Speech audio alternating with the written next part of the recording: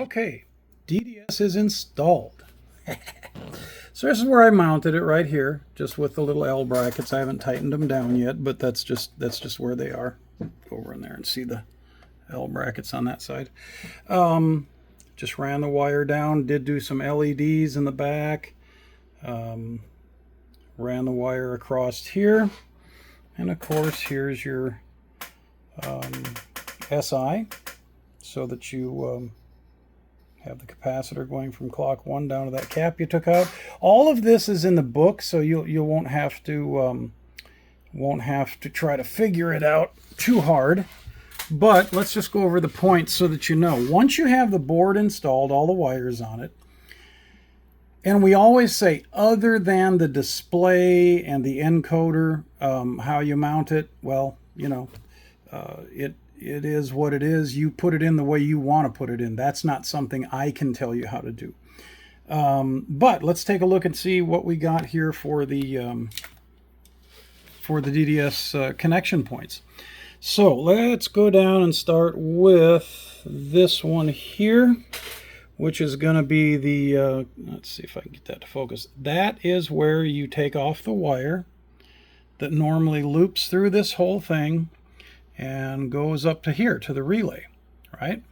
So what we do is we take that wire off, unsolder it from there, down on the microphone jack, and we unsolder it from here.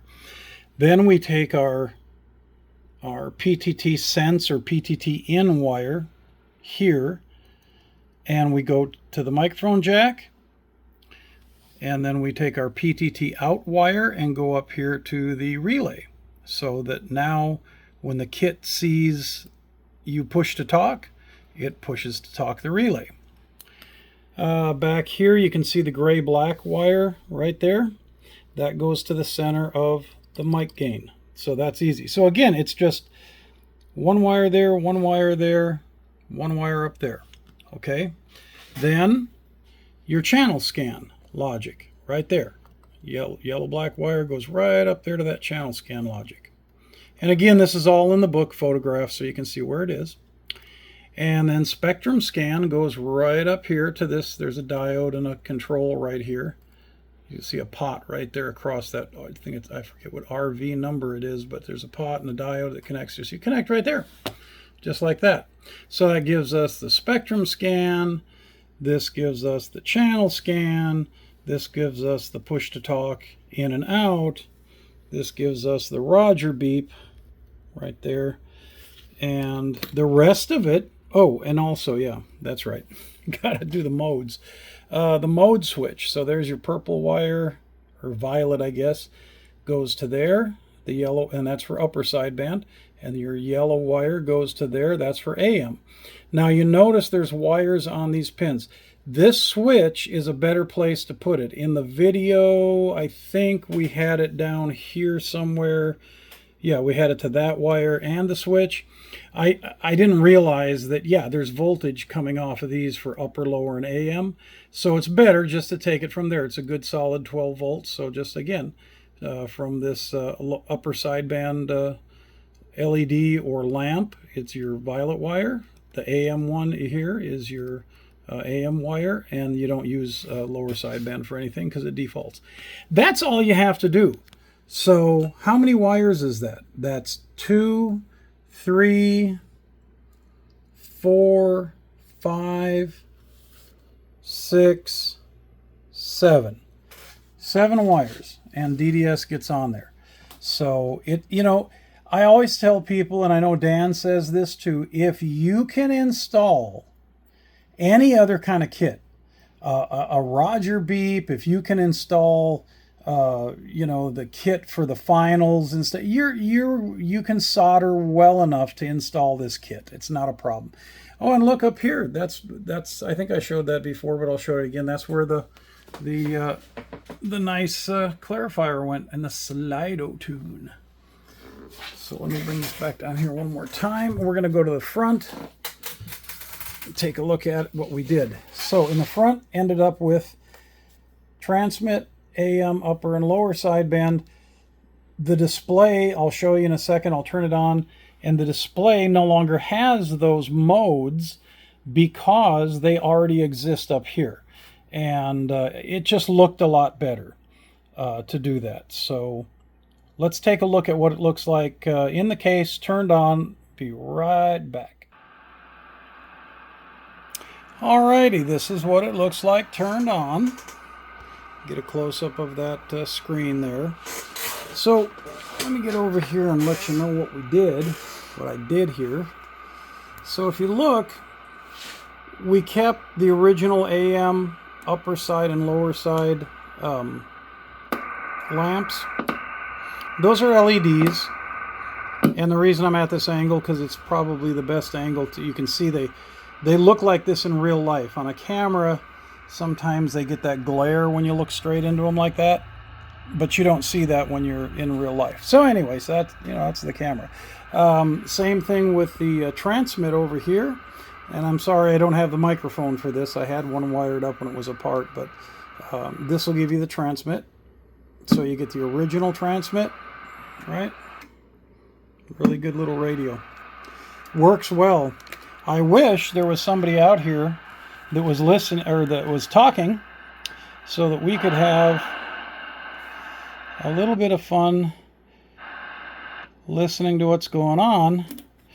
We got our channel scan that runs, and of course that runs, this one runs, what, channel 80, I think it is. Let's go the other way. And you do that by popping that. Isn't that the coolest thing? An old radio like this, given new life, it looks beautiful. It's a beautiful old radio. And here's your channel selector, which is now the encoder. I said we did all that black in there like that. Let's stop the channel scan, and let's just kind of see how this works. Look at that. Want to go to VFO mode? Oops. We can go over here to VFO mode. And of course, running VFO mode. Now, in VFO mode, we left the indicators, because they're indicators, but they're in one spot. So we just kind of left them there because they don't move around. So just, it's there.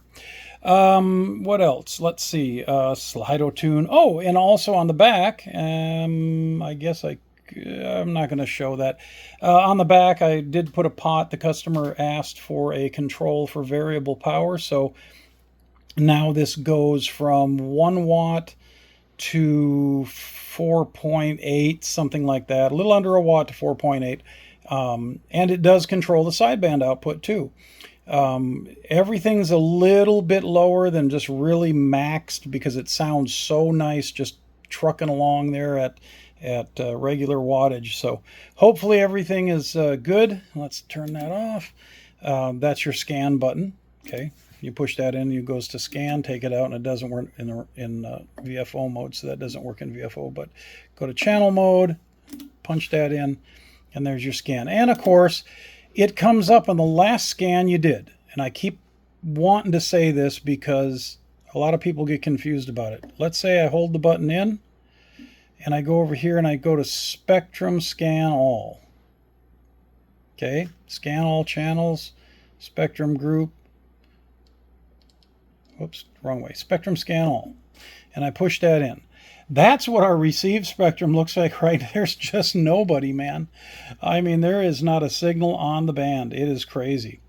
But if you hit this, it goes back to the channels, and it will always go to the scan that you were last on. Punch it in, so that was our last scan that we used. So, and tap that again. Oh, and yeah, I did, I did finally put a button. This little tab in the middle, if you remember, that was not there. That's where the flat blade screw is. This now has some finger grip on it, and it's a little 3D printed middle piece, and it's just double-sided sticky taped in there. So I think it looks good. I think it looks good with that black. Could be chrome. I could put, we could make it white, but I think it goes good with the rest of the black insides of the buttons. So that's it. There it is. And remember, there is a book on this in the help files. I will have it uploaded probably within a day, and you'll be able to go in and get the book and go through everything we did. You always come back here and look at the video, and if you ever need help, just go to help@troyradio.net with email and just say, hey guys, I'm having problems, I'm stuck here, I did what you did and it's not working, and we'll walk you through it. We'll get you a phone call and walk you through it. So 7.3s, everybody. I love the Simba.